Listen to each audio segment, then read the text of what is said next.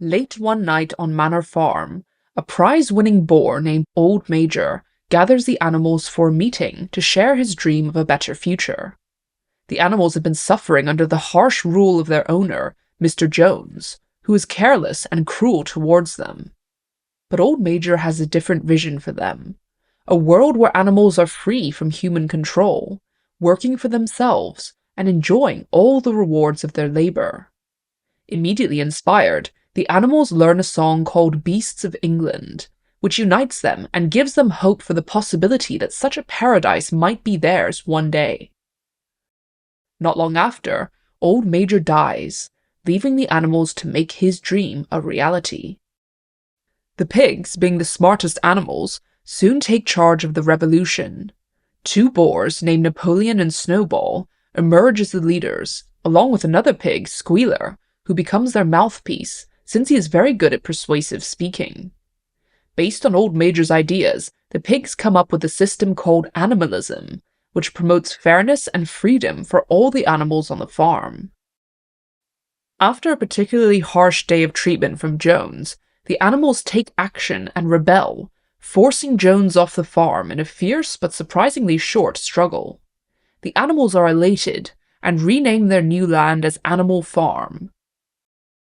Now that the humans are gone, they begin to work towards creating their ideal society, writing down the 7 commandments of animalism, which includes rules like all animals are equal and no animal shall kill any other animal.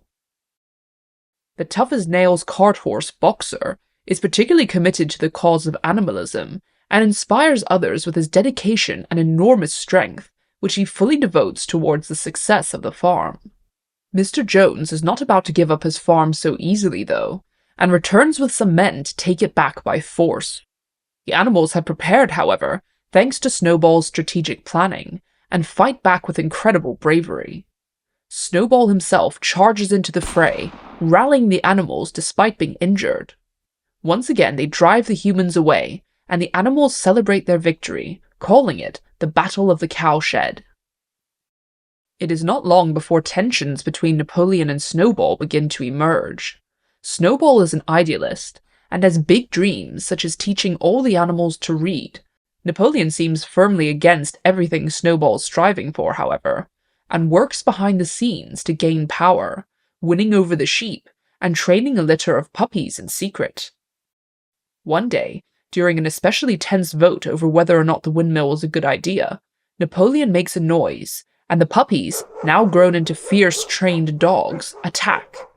They force Snowball off the farm, and Napoleon announces that there will be no more democratic meetings, and that the pigs will be solely responsible for making the decisions for all the animals.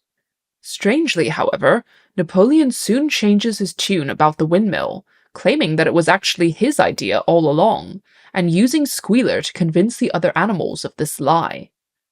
The construction goes ahead, and all the animals at the farm work tirelessly to complete it, but especially Boxer, who works longer and harder hours than any other animal, thanks to his motto, "I will work harder."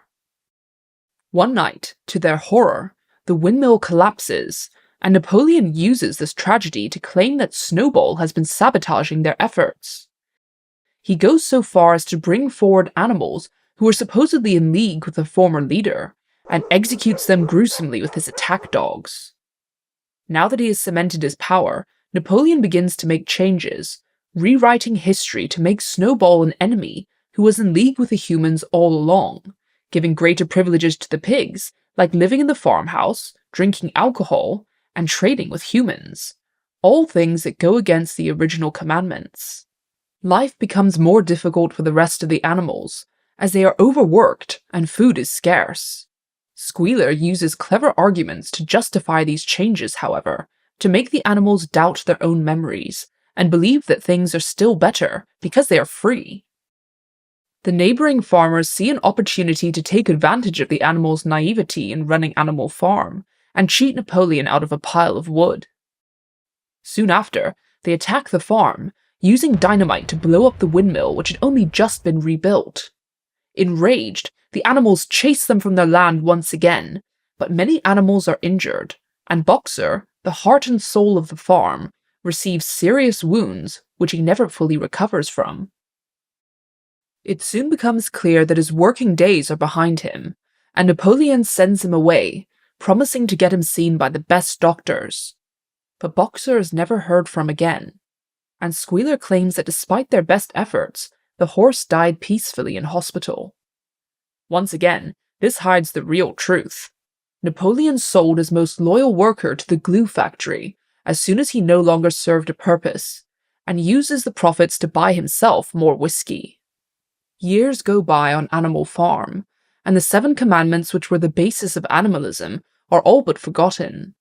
The pigs act more and more like humans, walking on 2 legs, carrying whips, and enjoying luxuries like clothes and alcohol, while the other animals work harder than ever. One day, one of the animals notices that the commandments seem to have changed. In fact, they have all been replaced with a single rule. All animals are equal, but some animals are more equal than others. But by this time, many of the original animals have died off, and those that remain are too tired and beat down to pose any opposition to Napoleon. Finally, Napoleon invites the neighboring farmers whom they had fought with in the past to a feast at Animal Farm. He asks them to call it Manor Farm, saying that this has been the correct name all along. As the starving, wretched animals watch through the window at the feasting and revelry, the faces of the pigs begin to change, and it soon becomes impossible to tell which are the animals and which are the humans.